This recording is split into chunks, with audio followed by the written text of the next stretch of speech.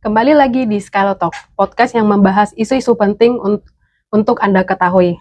Pada episode kali ini, kita akan berbincang-bincang bersama Bang Leonardus Segala. Bagaimana kabarnya hari ini, Bang? Kabar baik, salam super.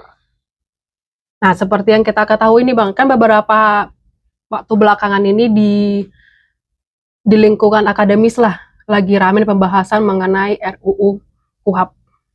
Nah, menurut Abang itu apa sih, Bang, urgensinya itu sehingga RUU KUHP itu harus segera diubah atau KUHP itu harus segera diubah? Oke, Sari, pertanyaan yang menarik terkait dengan mengapa Undang-Undang Nomor 8 Tahun 1981 tentang hukum acara pidana ini sangat urgent untuk diubah atau diperbaharui. Jadi, alasan yang pertama tentu kita pakai alasan normatif terlebih dahulu. Sebagaimana kita ketahui bersama bahwa sejak tahun 2023 telah diundangkan yang namanya Kitab Undang-Undang Hukum Pidana yang baru, yang mana KUHP baru ini mencabut KUHP yang lama. Nah, di dalam KUHP baru ini terdapat beberapa perubahan yang cukup signifikan, termasuk mengenai subjek hukum yang dapat dimintai pertanggungjawaban pidana. Jika di dalam KUHP yang lama korporasi atau badan hukum itu belum menjadi subjek hukum, maka di dalam KUHP baru itu sudah menjadi subjek hukum yang dapat dimintai pertanggungjawaban pidana. Nah, hal ini menjadi salah satu alasan yang cukup kuat yang mendasar untuk melakukan penyesuaian terhadap ketentuan di dalam KUHP supaya dapat mengikuti perkembangan kebutuhan hukum masyarakat, khususnya menyangkut bahwa tahun 2026 ketentuan KUHP baru ini akan berlaku. Jadi meskipun sudah diundangkan sejak 2023, tetapi dia ada masa peralihan di situ selama 3 tahun. Yang artinya Januari 2026 nanti KUHP baru berlaku. Akan sangat tidak logis dan tidak masuk akal ketika KUHP baru ini masih menggunakan hukum acara yang lama. Karena nantinya beberapa ketentuan di dalam KUHP ini tidak akan support atau cocok untuk diterapkan terhadap ketentuan pidana di dalam KUHP baru. Itu yang pertama. Kemudian yang kedua, KUHP yang sekarang berlaku ini kan sebenarnya sebagai bentuk upaya pembaharuan terhadap hukum acara pidana yang sebelumnya menggunakan HIR. Nah, tema besar yang dibawa dalam KUHP yang berlaku saat ini adalah perlindungan hak asasi manusia, khususnya hak-hak dari tersangka maupun terdakwa, yang mana di dalam HIR banyak ketentuan yang tidak memperhatikan hak-hak dari si tersangka maupun terdakwa.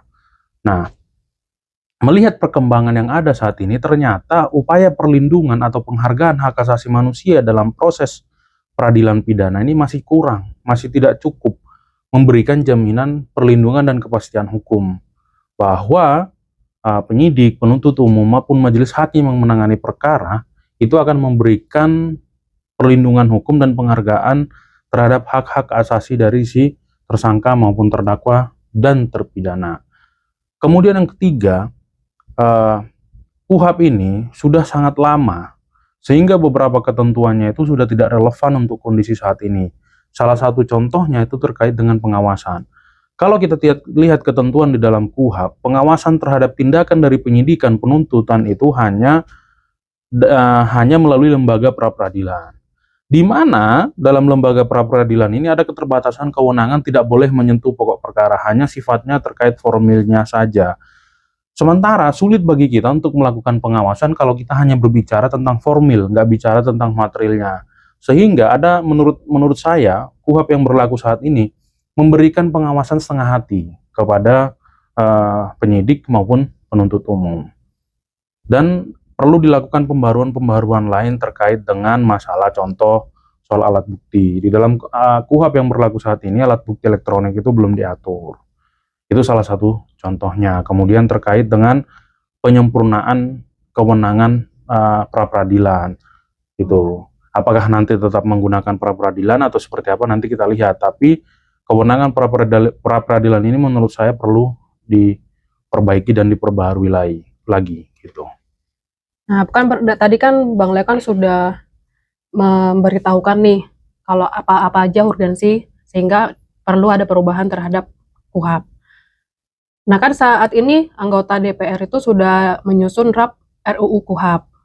Dari draft RUU KUHP yang sudah bisa kita cari di media sosial itu, kira-kira ada nggak sih Bang materi-materi khusus yang kita itu harus perlu nih mencermati pasal atau yang diatur dalam RUU KUHP itu? Jadi begini Sari, kebetulan saya nih di depan saya ini sudah ada RUU KUHP, tetapi saya tidak bisa memastikan apakah RUU KUHP ini yang saat ini akan dibahas atau seperti apa, tapi yang pasti RUU KUHP yang saya dapat ini RUU versi tahun 2025, tetapi saya dengar katanya sudah ada RUU KUHP yang terbaru lagi, cuman kita belum bisa akses ya. Ya, betul. Jadi apa yang saya sampaikan pada hari ini masih mengacu kepada RUU KUHP yang sedang saya pegang ini. Nah, kalau berdasarkan RUU KUHP yang saya pegang saat ini, sebenarnya saya ada beberapa catatan penting ya, tetapi saya akan mengeneralisir hal-hal yang menurut saya sangat mengganggu saja. Yang pertama, di dalam RUU KUHP ini ada penghilangan mengenai prosedur penyelidikan. Jadi kalau kita baca di dalam RUU KUHP yang ada di depan saya ini, proses penegakan hukum pidana itu kalau sebelumnya kan kita berbicara tentang sistem peradilan pidana, ada 3 dasarnya kan. Pertama laporan, pengaduan, atau tertangkap tangan. Kalau tertangkap tangan ini kan selalu muaranya akan proses penyidikan, itu sudah pasti. Karena apa? Si pelaku tertangkap tangan sedang, setelah, atau bersamaan dengan melakukan tindak pidananya, sehingga sudah tidak perlu dilakukan tahapan penyelidikan. Nah, yang dua lagi, laporan dan pengaduan ini dalam KUHP yang berlaku saat ini harus melalui proses penyelidikan. Nah, di dalam RUU KUHP ini proses penyelidikan itu dihilangkan, sehingga menimbulkan pertanyaan. Kalau proses penyelidikan itu dihilangkan, artinya kan berarti proses pemeriksaan perkara pidana itu langsung ke penyidikan. Kalau kita berbicara tentang langsung ke penyidikan, berarti si penyidik itu langsung memiliki upaya paksa. Itu yang pertama. Terus yang kedua, si penyidik itu langsung seolah-olah langsung menyatakan bahwa perkara itu pasti perkara pidana. Jadi kayak nggak ada filternya lagi, gitu loh. Orang baru dilapor, belum tentu di situ ada peristiwa pidana, tapi si penyidiknya sudah punya kewenangan untuk melakukan upaya paksa. Ya. Menurut saya ini terlalu berbahaya. Jika di dalam proses pelaporan awal aja penyidik sudah bisa melakukan upaya paksa. Berbahayanya apa? Ini bisa disalahgunakan. Gitu loh. Jadi kita betul-betul harus memastikan bahwa proses peradilan pidana kewenangan untuk melakukan upaya paksa itu dilakukan ketika sudah ada bukti permulaan yang cukup. Baru upaya paksa yang dimiliki oleh penyidik itu dapat dilakukan. Kenapa mengharuskan ada bukti permulaan yang cukup? Karena upaya paksa dalam perkara pidana itu kan merupakan perampasan hak. Ya. Sebenarnya, contoh kalau kita berbicara tentang penggeledahan, di situ kan ada perampasan terhadap haknya si orang yang tergeledah, gitu loh. Kemudian penahanan. Di situ kan juga ada perampasan hak atas kemerdekaan. Jadi menurut hemat saya tetap harus dipertahankan bahwa kewenangan-kewenangan upaya paksa itu harus betul-betul didasarkan ada bukti permulaan. Nah, bukti permulaan yang cukup itu kan dalam proses penyidikan. Jadi agak terlalu riskan ketika baru laporan langsung tahap penyidikan itu nggak make sense menurut saya. Itu. Kemudian yang selanjutnya yang cukup menarik perhatian saya, pra-peradilan di dalam RUU KUHP ini dihapuskan, diganti dengan hakim pemeriksa pendahuluan. Nah, kalau yang saya baca di dalam RUU ini, kewenangan hakim pemeriksa pendahuluan ini cukup luar biasa ya. Dia bisa mengkoreksi tindakan penyidik, bisa mengkoreksi tindakan penuntut umum. Tetapi yang menjadi pertanyaannya adalah, apakah hakim pemeriksa pendahuluan ini akan sanggup melaksanakan kewenangan yang sebesar itu? Pelaksanaan kewenangannya itu nggak cuma formalitas loh, harus benar-benar substansial. Karena kalau kita baca, hakim pemeriksa pendahuluan ini adalah hakim-hakim pada pengadilan negeri yang diangkat oleh pengadilan tinggi, gitu loh. Berarti pelaksananya itu adalah hakim di pengadilan negeri, di mana dia di pengadilan negeri juga memeriksa dan mengadili perkara-perkara perdata maupun perkara pidana. Untuk saat ini kita ketahui bersama bahwa hakim di Indonesia itu sudah overload untuk penanganan perkaranya. Apalagi kalau tiba-tiba dia ditambahi harus memiliki kewenangan baru sebagai hakim pemeriksa pendahuluan. Artinya dia harus memeriksa berkas perkara loh. Kalau kita melihat kewenangannya dia di dalam RUU KUHP. Ya. Jadi ya terobosan yang bagus mengenai hakim pemeriksa pendahuluan ini, karena ini akan menjadi sarana kontrol, sarana pengawasan terhadap pelaksanaan kewenangan dari si penyidik dan si penuntut umum. Dan yang ketiga itu kalau saya lihat ada isu di sini kan, kalau kita melihat ada penguatan terhadap kewenangan penuntut umum. Betul. Tapi di satu sisi juga ada pelemahan juga dengan adanya hakim pemeriksa pendahuluan seperti itu. Tadi kan kita berbicara sedikitlah dari bukti permulaan yang cukup. Nah, seperti yang saya baca di RUU KUHP ini kan khususnya di ketentuan pasal 14 nih Bang. Dalam KUHP yang sebelumnya itu kan tidak ada dengan alasan tidak cukup bukti itu kan bisa menghentikan penyidikan dan tuntutan tidak dapat diterima. Tapi dalam KUHP RUU KUHP yang sekarang ini alasan tidak cukup bukti itu tidak bisa Bang untuk menghentikan penyidikan sama tidak bisa untuk tuntutan itu tidak dapat diterima. Apakah ini bisa menjadi celah Bang? Ada kayak melukai hak asasi manusia atau ada celah untuk adanya tindakan kejahatan yang lain? Tidak bisa atau tidak diatur? Tidak diatur, karena kan kalau di pasal 14 ini alasannya cuman yang sebentar saya bacakan ya Bang. Penyidik berwenang menghentikan penyidikan karena A. nebis in idem, B. apabila tersangka meninggal dunia, C. sudah lewat waktu, D. tidak ada pengaduan pada tindak pidana aduan, E. undang-undang atau pasal yang menjadi dasar tuntutan sudah dicabut atau dinyatakan tidak mempunyai daya laku berdasarkan putusan pengadilan, atau F. bukan tindak pidana atau terdakwa masih di bawah umur 8 tahun pada waktu melakukan tindak pidana. Jadi kayak berbeda gini loh Bang, dari KUHP yang sebelumnya mengatur bahwa alasan tidak cukup bukti itu bisa dijadikan untuk menghentikan penyidikan, sedangkan di RUU KUHP ini tidak dicantumkan Bang, alasan kalau tidak ada cukup bukti tidak bisa menjadi alasan untuk menghentikan penyidikan. Ya, jadi kan memang agak menarik ketentuan ini. Kalau kita berbicara tentang KUHP itu kan dia norma kewenangan. Kalau dalam norma kewenangan itu berlaku asas yang namanya tidak diatur berarti tidak berwenang. Berbeda kalau norma larangan. Kalau norma larangan itu kan tidak diatur berarti boleh. Ya. Nah, karena di dalam pasal 14 yang tadi dibacakan Sare itu tidak ada kewenangan penghentian penyidikan karena tidak cukup bukti, maka harus kita nyatakan berdasarkan asas norma kewenangan tadi, si penyidik tidak berwenang untuk menghentikan penyidikan atas dasar tidak cukup bukti, gitu loh. Nah, ini akan menimbulkan suatu pertanyaan atau akan menimbulkan konsekuensi hukum serius. Apakah semua perkara itu harus berlanjut ke proses penuntutan atau seperti apa? Karena di sini kan tidak ada kewenangan untuk menghentikan atas dasar tidak cukup bukti. Asumsinya jadinya adalah semua perkara yang masuk proses penyidikan itu adalah perkara yang sudah pasti cukup bukti. Tetapi di satu sisi di situ kan disebutkan bukan tindak pidana.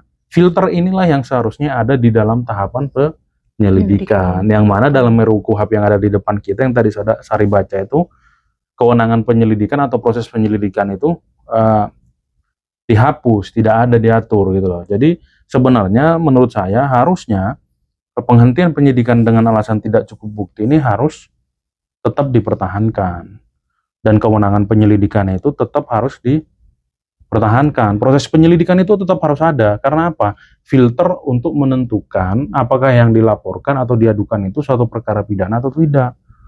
Filternya di situ. Jadi ketika masuk proses penyidikan itu betul-betul harus merupakan suatu tindak pidana yang masuk proses penyidikan gitu loh. Selain yang itu tadi ada juga yang isu yang menarik perhatian saya nih Bang, kan di media sosial atau menurut tanggapan-tanggapan para ahli hukum itu menyatakan kalau di RUU KUHP ini ada potensi nih tumpang tindih kewenangan atau antara penyidik Polri dan pihak kejaksaan. Terus ada juga yang asumsi-asumsi yang menyatakan bahwa RUU KUHP ini tuh melemahkan kedudukan lembaga kepolisian. Menurut Bang Leo sendiri tuh benar nggak sih Kak Bang kalau RUU KUHP ini tuh melemahkan posisi kelembagaan ini, lembaga kepolisian? Jadi memang Sari, salah satu faktor penghambat atau yang menjadi salah satu poin kelemahan penegakan hukum di Indonesia itu adalah ego sektoral aparat penegak hukum. Kalau kita flashback kejadian yang sering terjadi ya, contoh peristiwa cicak buaya, Ya. peristiwa-peristiwa konflik antara KPK dengan kepolisian, itu memang ego sektoral di dalam aparat penegak hukum kita. Nah, sejak awal memang kalau menurut saya ya, KUHP itu maupun sistem peradilan pidana yang berlaku di Indonesia ini sudah salah memposisikan antara penyidik dan penuntut umum. Kalau di dalam ketentuan dan praktek penegakan hukum dalam sistem peradilan pidana, seolah-olah penyidik itu dan penuntut umum itu adalah bagian yang terpisah. Dan di dalam KUHP itu kan diartikan penyidik itu kan adalah kepolisian kan disebutnya. Jadi memang ketika posisi penyidik itu di dalam RUU KUHP itu ditempatkan betul-betul di bawah pengendalian dari penuntut umum atau jaksa penuntut umum, maka anggapan itu akan melemahkan kepolisian ya tidak salah juga. Gitu loh. Karena apa? Ya bahasa di KUHP menempatkan penyidik adalah kepolisian Republik Indonesia.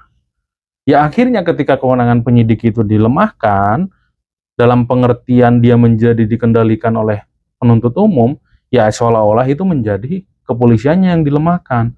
Padahal kepolisian itu kan kewenangannya bukan hanya melakukan penyidikan. Ya. Dia mempunyai kewenangan-kewenangan yang berkaitan dengan keamanan gitu loh. Jadi kalau dalam perspektif saya ya mesti harus dilihat penuntut umum itu adalah wakil pemerintah, wakil korban yang melaksanakan fungsi penuntutan. Nah, yang bertanggung jawab untuk memastikan, untuk menguji bahwa seseorang itu betul-betul adalah orang yang bertanggung jawab atas suatu peristiwa pidana atau suatu tindak pidana itu adalah penuntut umum. Dia yang membawa perkara itu ke persidangan untuk diuji di persidangan, apakah perbuatan terdakwa terbukti atau tidak. Jadi si penuntut umum ini punya kepentingan untuk memastikan bahwa penyidikan itu sesuai dengan kepentingan pembuktian, sesuai dengan kebutuhan pembuktian, sesuai dengan hukum acara yang berlaku. Segala upaya paksa yang dilakukan untuk memperoleh bukti itu ya sesuai dengan prosedur. Jadi yang bisa, contoh dalam KUHP yang berlaku sekarang aja lah, kita mesti melihat, ada namanya pra-penuntutan. Nah, di pra-penuntutan itu kan jaksa menilai apakah ini perkaranya ini sudah sesuai belum untuk kebutuhan pembuktian dan segala macam. Si jaksa yang menilai apakah berkas perkaranya udah lengkap terkait dengan kewenangan untuk menyatakan P21, istilah di kejaksaan. Jadi, kalau kita berbicara dari aspek kelembagaannya, memang ada kesan polisi ini dilemahkan. Gitu loh. Dari aspek itu ada kesan seperti itu. Karena apa? Yang diposisikan itu lembaganya, bukan kewenangannya dia selaku penyidik. Ya penyidik itu selalu bertanggung jawabnya ke penuntut umum. Itu udah sistem yang berlaku secara universal, gitu loh. Penyidik itu nggak bisa berdiri sendiri, karena fungsi penyidikan itu dilakukan untuk menopang fungsi penuntutan. Jadi ya sudah benar sebenarnya penyidik itu bertanggung jawabnya kepada penuntut umum. Cuman ya mesti dilihat lagi, jangan sampai ada muara atau ada kesan penuntut umum ini punya kewenangan yang super power untuk menghentikan penyidikan atau ada kesan untuk mengesampingkan seluruh hasil penyidikan dari penyidik. Ini kan juga mesti diperhatikan dalam RUU KUHP menurut saya, seperti itu. Boleh minum dulu kali ya? Silakan, Pak. Silakan.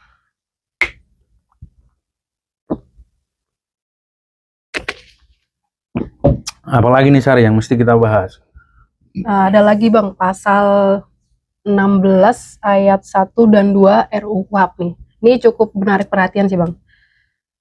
Saya bacakan ya Bang. Dalam hal tertangkap tangan A, setiap orang dapat menangkap tersangka guna diserahkan beserta atau tanpa barang bukti kepada penyidik.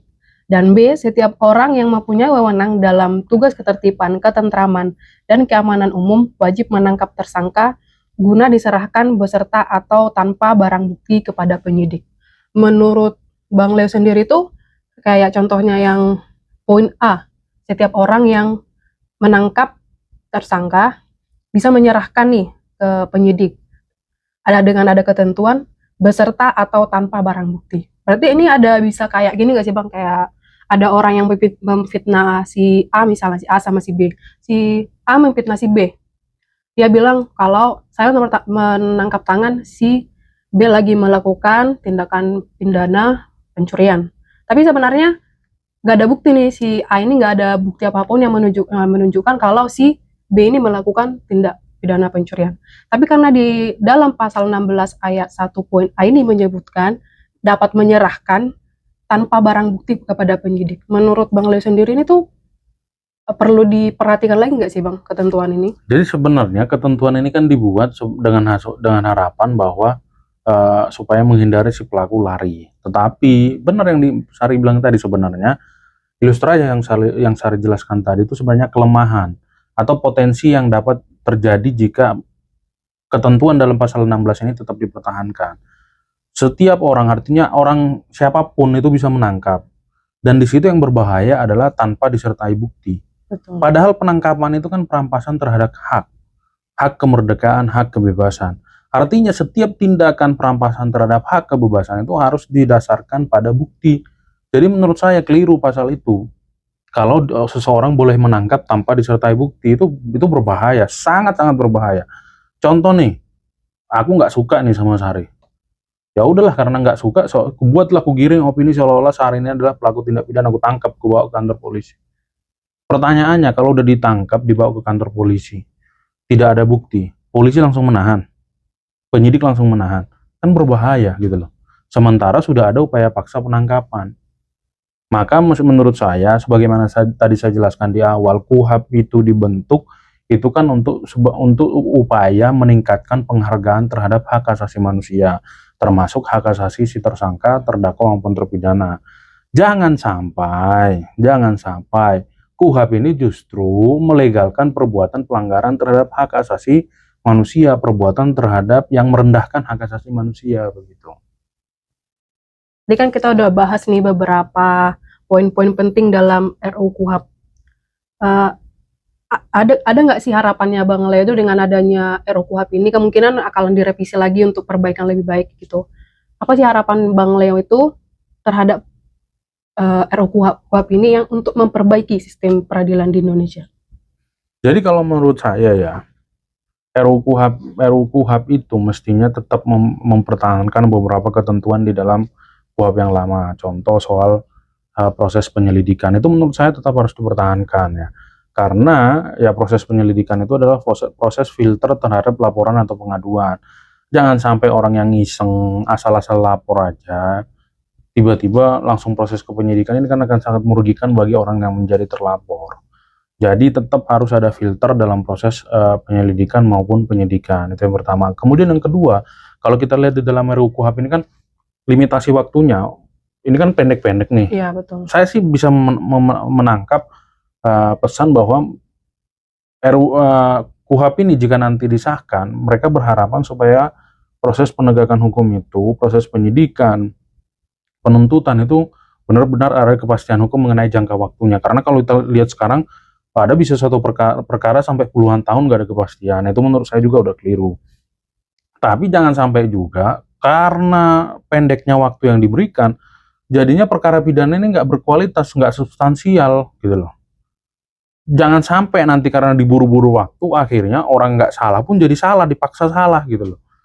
Jadi harapan saya, RUU KUHP ini jangan buru-buru disahkan, karena kan kita agak khawatir nih, akhir-akhir ini DPR bersama pemerintah ini bisa tiba-tiba mengesahkan undang-undang, tiba-tiba secepat kilat gitu loh. Udah gitu sulit banget lagi bagi kita untuk mendapat keterbukaan informasi, contoh undang-undang BUMN lah. Sampai sekarang kita nggak bisa akses gitu loh. Nah, saya berharap dalam pembahasan RUU KUHP ini juga betul-betul detail, betul-betul melibatkan praktisi hukum, para guru besar, para akademisi untuk membicarakan jangan sampai RUU KUHP ini nanti justru menimbulkan permasalahan setelah diundangkan. Itu.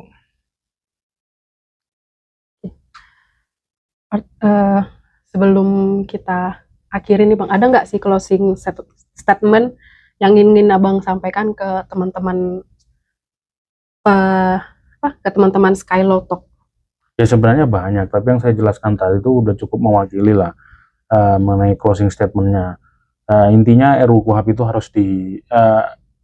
harus diperbaharui supaya dapat menyesuaikan dengan kebutuhan hukum masyarakat, dengan perkembangan hukum khususnya dengan adanya KUHP baru yang akan berlaku pada tahun 2026. Kemudian yang kedua, pembahasan RUU KUHP ini harus betul-betul substansial. Jangan asal kebut, jangan asal dibuat, jangan asal-asal yang penting disahkan yang penting punya legacy bahwa KUHP diubah di zamannya dia, itu nggak penting menurut saya. Jadi substansinya yang penting, supaya sistem peradilan pidana ini semakin baik, bukan semakin buruk, gitu loh. Dan pembuatan RUU KUHP ini harus didukung dengan situasi bahwa sarana prasarana pendukung jika nanti diundangkan itu sudah siap. Jangan sampai RUU KUHP ini kemudian baru berlaku lagi nanti beberapa tahun kemudian gitu. Ini kan konyol nanti jadinya. KUHP baru udah berlaku, RUU KUHP-nya belum, masih mengacu ke yang lama gitu loh. Jadi banyak hal lah di dalam RUU KUHP ini yang masih bisa kita perdebatkan. Tapi tidak akan cukup waktunya. Mungkin kita nanti akan buat sesi lain karena masih banyak yang perlu kita kulik lah terkait dengan RUU KUHP ini. Contoh soal menyangkut kewenangan hakim pemeriksa pendahuluan untuk menentukan suatu perkara itu layak atau tidak untuk dilakukan penuntutan. Ini kan juga sesuatu yang kontroversial nanti, gitu loh. Jadi itu saja sih Sari. Intinya KUHP itu memang harus diubah, tetapi perubahannya itu jangan asal-asalan, jangan buru-buru, harus substansial yang betul-betul untuk kebutuhan hukum dalam proses sistem peradilan pidana yang lebih baik gitu. Terima kasih buat teman-teman yang tetap setia mendengarkan episode kali ini. Berarti dari pembicaraan kita hari ini kita bisa mengambil kesimpulan bahwa pembaharuan KUHP itu memang sangat penting untuk memastikan sistem peradilan kita itu lebih adil dan efektif di masa depan. Namun hal ini tidak menimbulkan kesan bahwa atau tidak harus mengakibatkan RUU KUHP itu asal dibuat sehingga banyak beberapa poin-poin penting yang harusnya diatur dalam RUU KUHP itu tapi terkesampingkan. Nah, semoga diskusi hari ini tuh memberikan wawasan baru kepada teman-teman sekalian terkait urgensi perubahan ini, apa-apa saja yang perlu diperhatikan dalam RUU KUHP. Jangan lupa untuk tetap setia menyaksikan Skylotop untuk mendapatkan ilmu-ilmu baru. Sekian dan terima kasih.